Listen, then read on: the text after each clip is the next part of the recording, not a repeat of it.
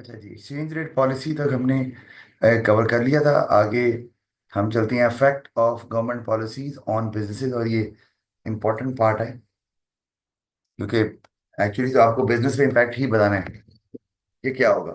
तो पहले क्या लिखा हुआ है जी? High rates of income tax अगर गवर्नमेंट लगा रही है, ऑफ कोर्स गवर्नमेंट का मकसद है कि इन्फ्लेशन है मुल्क में और उसको कंट्रोल करने के लिए गवर्नमेंट कॉन्ट्रैक्शनरी फिस्कल पॉलिसी लगाती है, उसमें इनकम टैक्स को बढ़ा देती है। तो ऑफ कोर्स उससे डिस्पोजेबल इनकम लोगों की कम हो जाएगी, वो कम कंज्यूम करेंगे, और उससे फिर बिजनेस की जो सेल्स है और प्रॉफिट है वो कम हो सकता है। अच्छा, अब यहाँ पर एप्लीकेशन का इस्तेमाल हो सकता है कि वो बिजनेस किस नेचर का है। अगर वो कोई रेस्टोरेंट बिजनेस है, वो कोई रिजॉर्ट बिजनेस है, वो कोई luxury manufacturing luxury goods manufacture करता है, ज्वेलरी है, तो फिर तो ज़्यादा फर्क पड़ेगा क्योंकि इनकम टैक्स लगने से लोग सबसे पहले जो है वो अपनी नेसेसिटीज़ को पूरा करेंगे, और वो चीज़ें जो उनको लगता है कि जिनकी ज़रूरत है ज़्यादा, तो उस जब ये करेंगे तो they might be left with reduced amount of money, तो उससे फिर वो लग्जरी आइटम की तरफ नहीं जाएंगे। लेकिन अगर केस स्टडी में लिखा हुआ है कि कोई स्कूल है या कोई हॉस्पिटल है, तो शायद उस पर इतना इम्पैक्ट जो है वो ना आए क्योंकि वो लग्जरी आइटम तो है नहीं, और वो तो नेसेसिटी है और हर एक को जरूरत होती है। तो ये एप्लीकेशन को देखकर इसका इस्तेमाल किया जा सकता है। अच्छा, फिर high rate of corporation tax है, तो ये भी गवर्नमेंट लगा देती है, उससे फर्म्स के लिए डिसइंसेंटिव है क्योंकि प्रॉफिट आफ्टर टैक्स कम हो जाता है। और ऑफ कोर्स फिर आप डिविडेंड उतना नहीं दे पाएंगे तो शेयर होल्डर्स अनहैप्पी हो जाएंगे, और फिर वो शायद आपके बिजनेस में मजीद इन्वेस्टमेंट करने के लिए तैयार ना हो। तो ये भी एक फैक्टर है। तो और अगर तो आपका बिजनेस चल रहा है और उसमें आपके ओरिजिनल ओनर्स जिन्होंने बिजनेस स्टार्ट किया था वो ही इन्वेस्ट कर रहे हैं और वो मेजोरिटी शेयर होल्डर हैं, तो वो चाहेंगे बिजनेस ऊपर जाए। वो शॉर्ट टर्मिज्म भी नहीं चाहेंगे। शॉर्ट टर्मिज्म क्या होता है? भाई प्रॉफिट हमें जल्दी से जल्दी चाहिए, जैसे मर्जी हो। तो इसका मतलब है कि फिर एक्सपेंशन जो है ना वो तो आपको प्रॉफिट जल्दी से जल्दी नहीं देता, लेकिन एक्सपेंशन आपको लॉन्ग रन में बहुत फायदा देता है। बिजनेस को सरवाइव करने में भी प्रॉब्लम नहीं होती, रिस्क भी स्प्रेड हो जाता है, और वही बिजनेस कामयाब होते हैं जो कि मुसलसल ग्रो करते रहते हैं।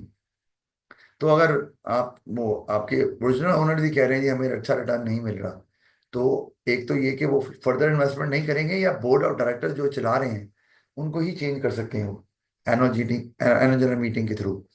और अगर आप शेयर अगर वो नहीं भी करते तो मार्केट शेयर, वो सॉरी शेयर्स आप इशू करते हैं तो नए शेयर होल्डर्स जो है ना वो आप एडमिट कर लेते हैं, तो वो शायद कॉन्फ्लिक्ट आ जाए ऑब्जेक्टिव्स का। ओरिजिनल शेयर होल्डर यही कह रहे हो कि भाई हमें तो बिजनेस को ग्रो करना है, क्योंकि हमने स्टार्ट किया तो हमारी तो रेपुटेशन का सवाल है। तो दूसरे जो हैं वो तो हो सकता है टेम्पररी इन्वेस्टमेंट हो, और वो कह रहे हैं जी हमें तो प्रॉफिट ज़्यादा कमा के निकलना है यहाँ से।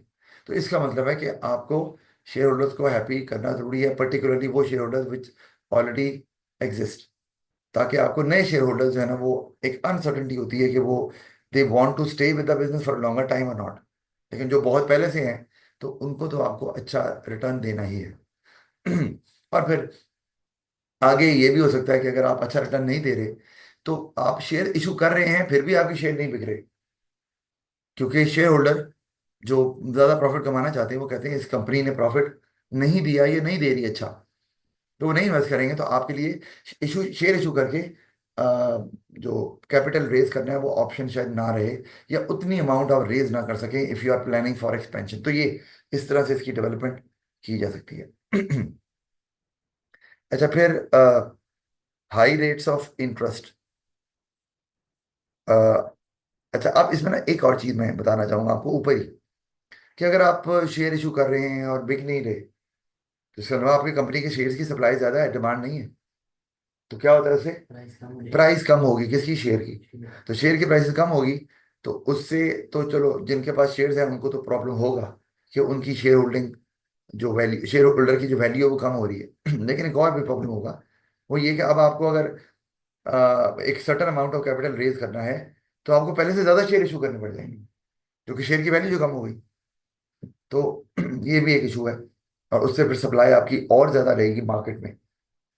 और अगर कभी भी डिमांड कम होती है तो इम्पैक्ट ज़्यादा आएगा। और अगर शेयर की वैल्यू गिर भी रही है तो ये भी एक इमेज खराब जा रहा है मार्केट में कि शायद इस कंपनी में कोई इशू चल रहा है या परफॉर्मेंस का कोई इशू चल रहा है।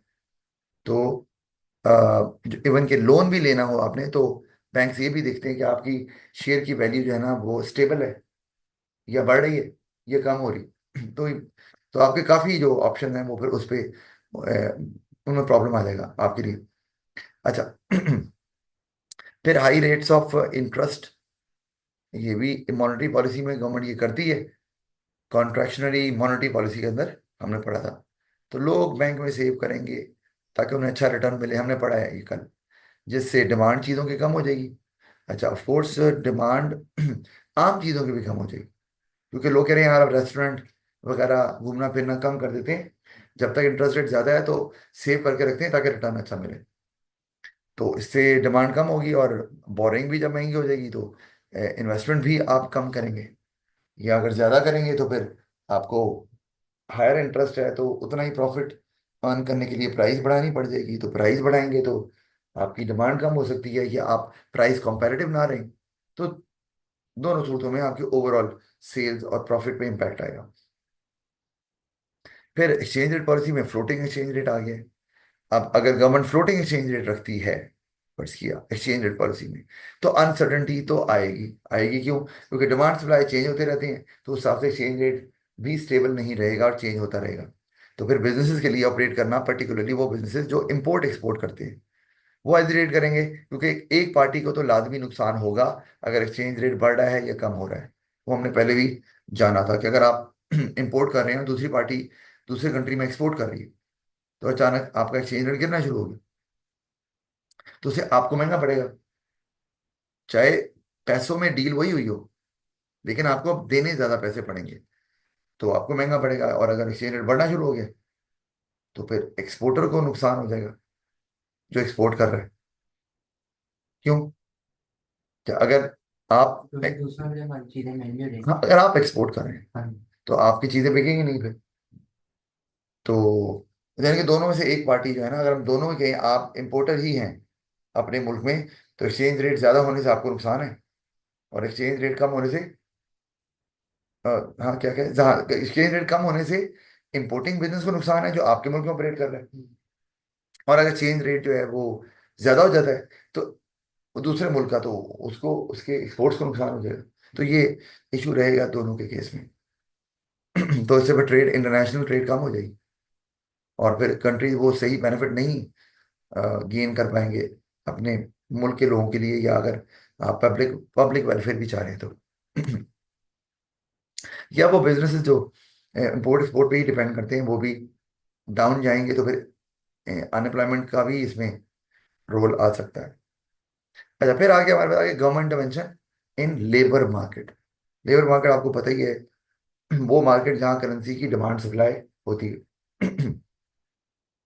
तो लोग वहाँ इंटरैक्ट करते हैं मार्केट में कोई भी जगह जहाँ लेबर सप्लाई करने के लिए तैयार हो और डिमांड जो है वो भी मौजूद हो लेबर की, और जहाँ पे दोनों एग्री कर जाते हैं तो वो वेज सेट हो जाती है मार्केट मार्केट में, और उसको एग्रीड वेज रेट या इक्विलिब्रियम वेज रेट बोला जाता है। ये पता ही है आपको वैसे। लेकिन अगर गवर्नमेंट को लगता है कि जो वेज रेट सेट हुई है ये जस्टिफाइड नहीं है, मतलब ये रीजनेबल नहीं है, अब आप तो ये कहेंगे कि सर वो दोनों जब मान रहे हैं तो वर्कर्स भी मान रहे हैं, तो जो क्या कहते हैं फर्म्स हैं वो भी मान रही हैं जो वर्कर्स को हायर करती हैं, तो फिर प्रॉब्लम क्या है? प्रॉब्लम ये है कि गवर्नमेंट को ये लग रहा है कि मुल्क में जो इन्फ्लेशन चल रही है उस हिसाब से वेज नहीं है, और ये वर्कर्स मजबूरी में वेज एक्सेप्ट कर रहे हैं, एक्सेप्ट तो कर रहे हैं मजबूरी में।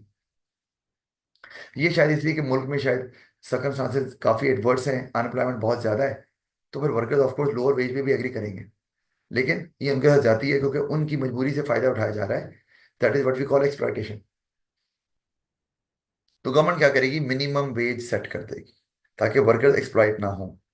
और मिनिमम वेज का मतलब यही है कि इससे कम वेज नहीं दे सकते, चाहे जिस भी वर्कर को हायर करें वो स्किल्ड हो या अनस्किल्ड हो, इससे कम नहीं देनी।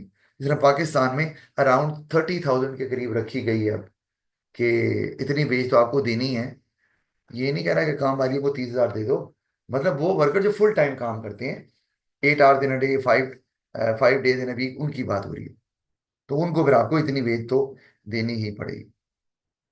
वॉचमैन रखा हुआ आपने, वॉचमैन तो वैसे हमारे यहाँ तो 12 12 घंटे काम करवाते हैं, 10 10 घंटे काम करवाते हैं।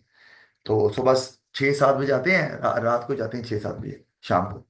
तो ये अलाउड तो नहीं होना चाहिए, लेकिन हमारे यहाँ चूंकि पूछने वाला ही कोई नहीं है, गवर्नमेंट वो जो लेबर लॉज हैं वो they are meant to be broken, कोई पूछता नहीं है।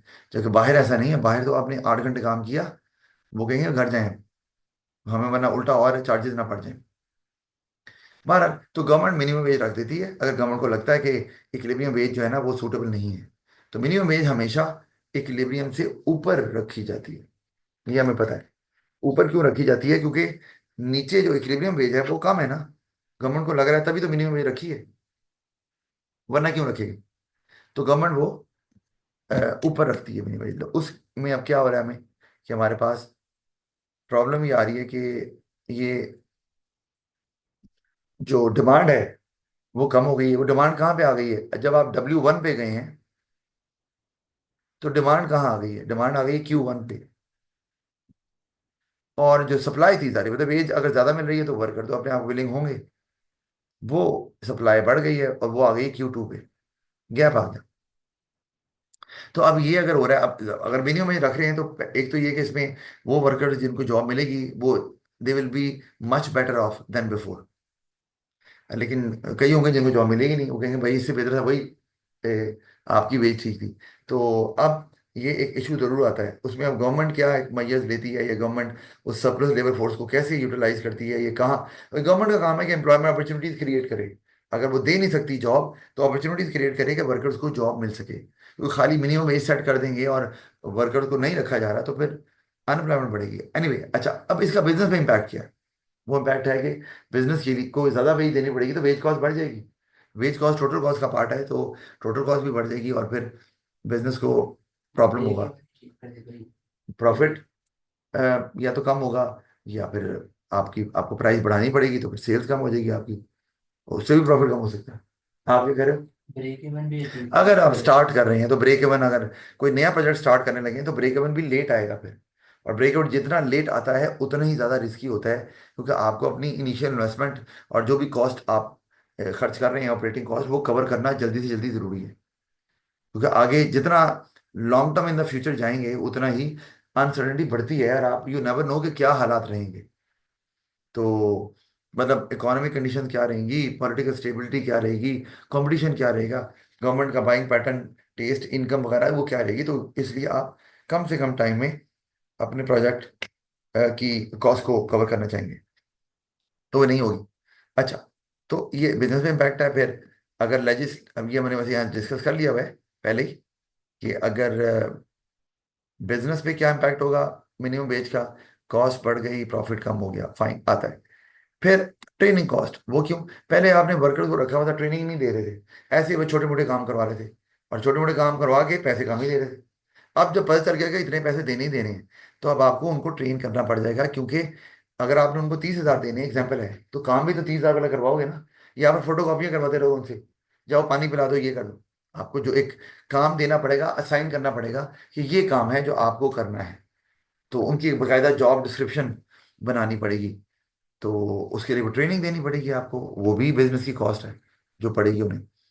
फिर इजियर टू फाइंड वर्कर्स, क्योंकि वेज बढ़ गई है तो वर्कर्स आसानी से अवेलेबल होंगे।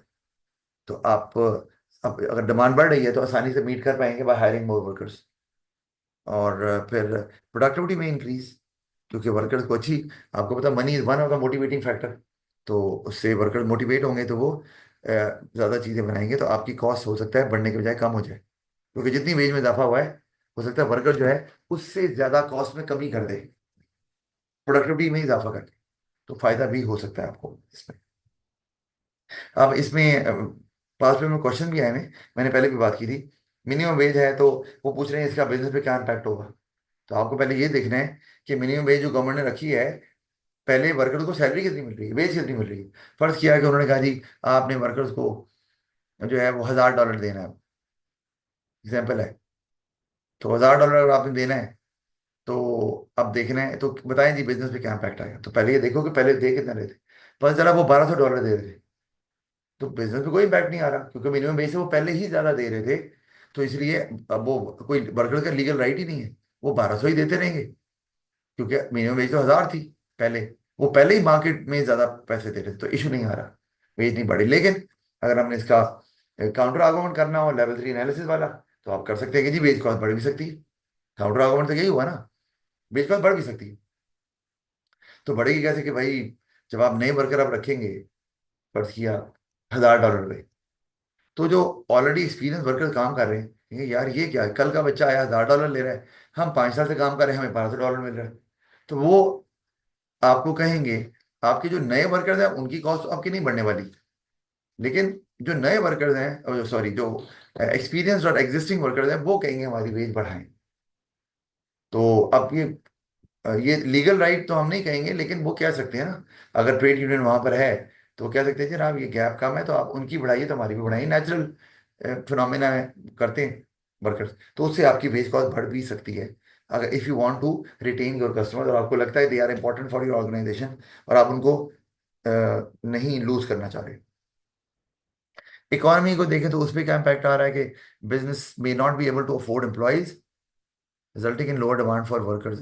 तो अनएम्प्लॉयमेंट भी हो सकती है, इकोनॉमी पे नुकसान आ रहा है, तो क्योंकि सप्लाई ज्यादा होगी वर्कर्स की, तो फिर ऑफ कोर्स गवर्नमेंट को फिर उनको वर्कर्स को देखना पड़ेगा, पॉवर्टी बढ़ेगी तो अनएम्प्लॉयमेंट अलाउंस देना पड़ेगा।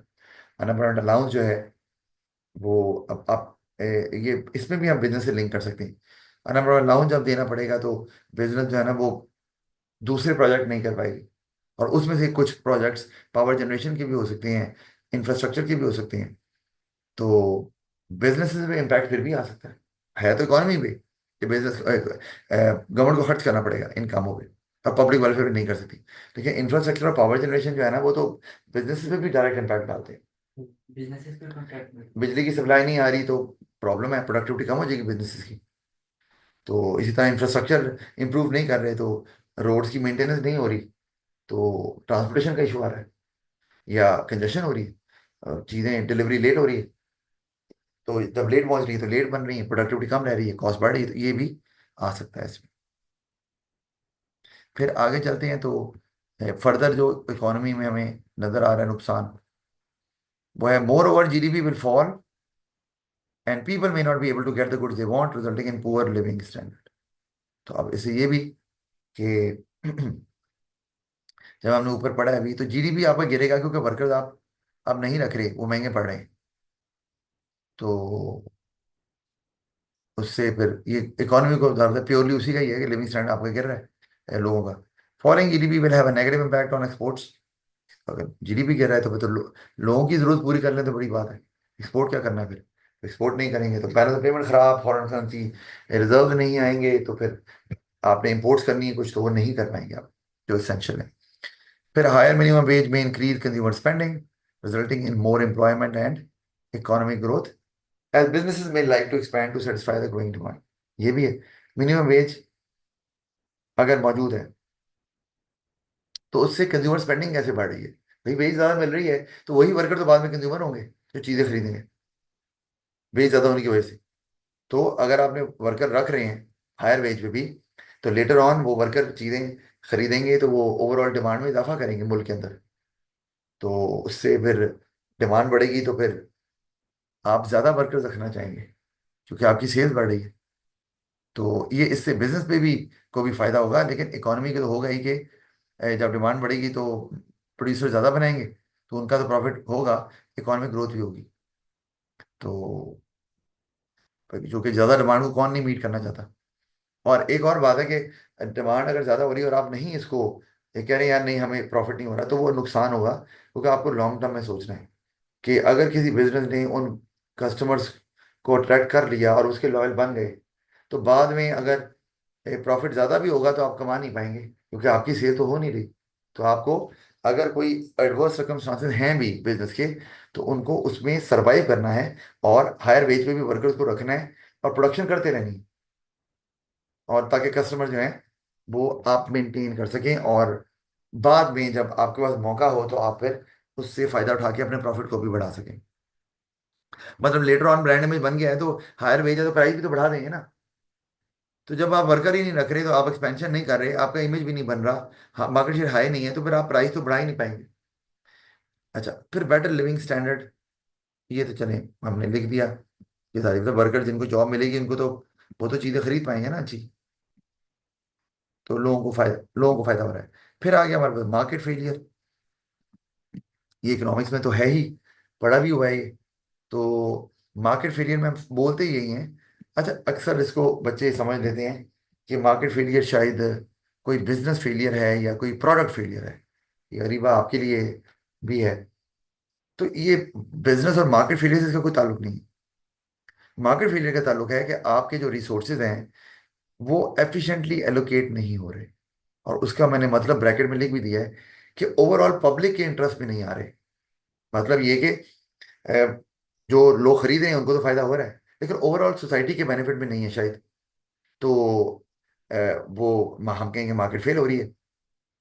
या कोई चीज़ है जो लोग कंज्यूम नहीं कर रहे जबकि वो कंज्यूम करनी चाहिए, क्योंकि मार्केट के बेनिफिट में है, वो ओवरऑल सोसाइटी के बेनिफिट में है, लेकिन वो नहीं कंज्यूम कर रहे हैं, प्रोड्यूस कर रहे, तो मार्केट तब भी फेल हो जाएगी। यानी कि अच्छा, अब उसमें रिसोर्स एलोकेशन कैसे आ रही। हम जैसे एग्जांपल अगर ले लें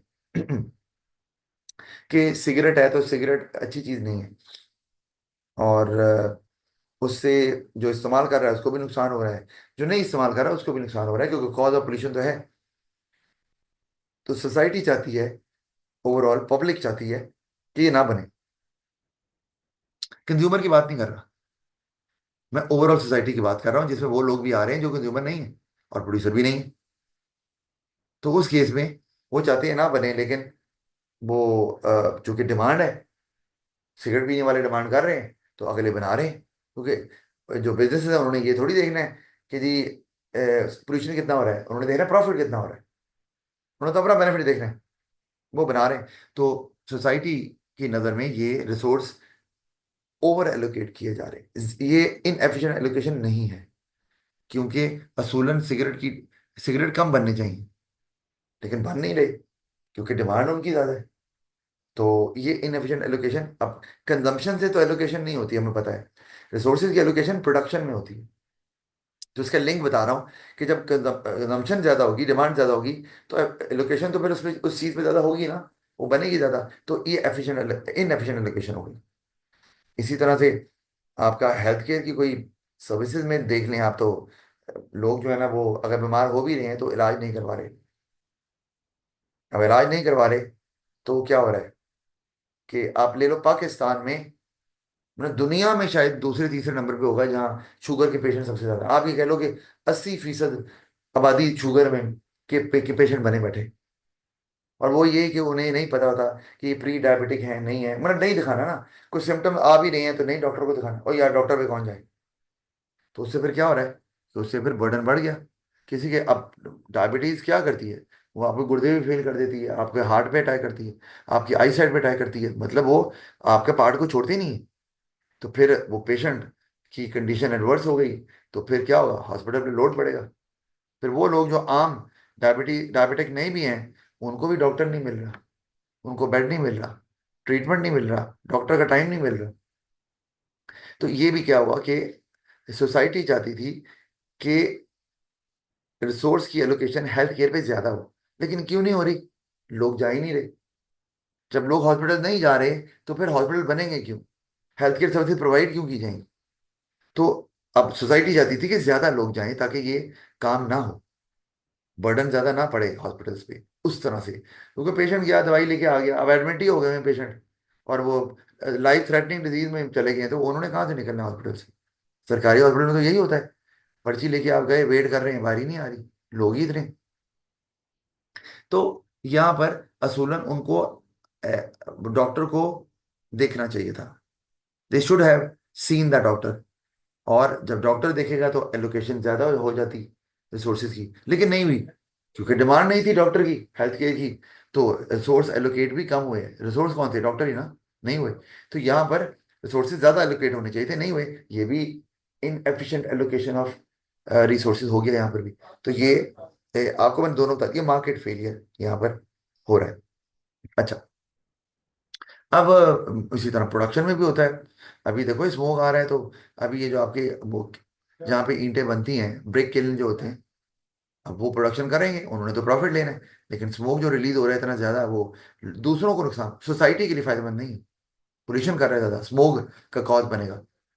तो वो तो बनाएंगे, इसके अलावा रिसोर्सेज हम क्या कहेंगे, क्या हो रहे हैं, इनएफिशिएंट एलोकेशन यहाँ पे भी हो रही है। सोलर वो बनने नहीं चाहिए। ठीक है। तो ये ये हम इसको क्या बोलेंगे कि इम्पैक्ट आ रहा है दूसरे लोगों पे, जो जिनका कोई लेना देना नहीं है, ना ब्रिक्स खरीद रहे हैं ना ब्रिक्स बना रहे हैं। इम्पैक्ट आ रहा है, वो एक्सटर्नल कॉस्ट कहलाती है।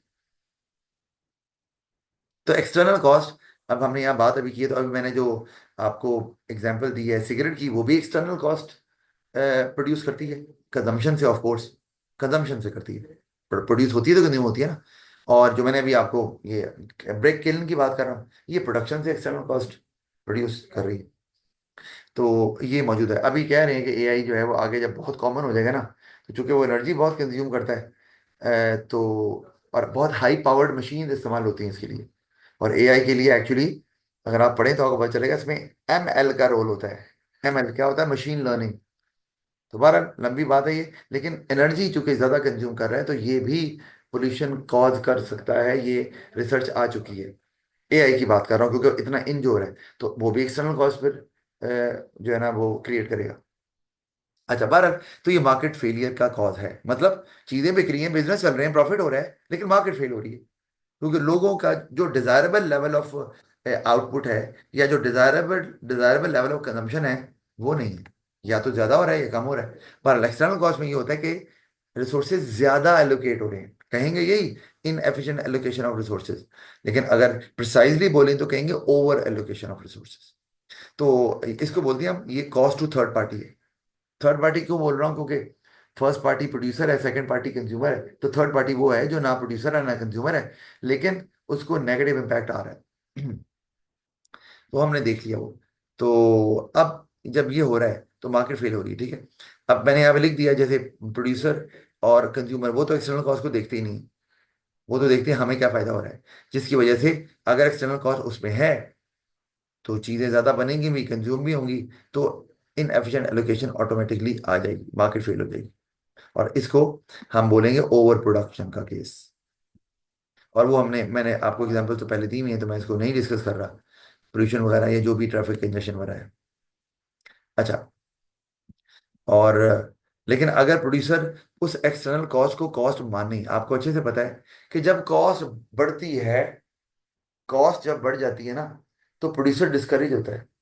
और पढ़ा भी हुआ इकोनॉमिक्स में कि सप्लाई कम हो जाती है, सप्लाई लेफ्ट साइड पे शिफ्ट कर देती है। अगर सप्लाई कम होगा तो वो लेफ्ट पे शिफ्ट कर देगा, लेकिन चूंकि वो इसको कॉस्ट मानते नहीं, इसलिए वो ज्यादा ही प्रोड्यूस करते रहते हैं। और फिर डिमांड भी हो रही होती है सर।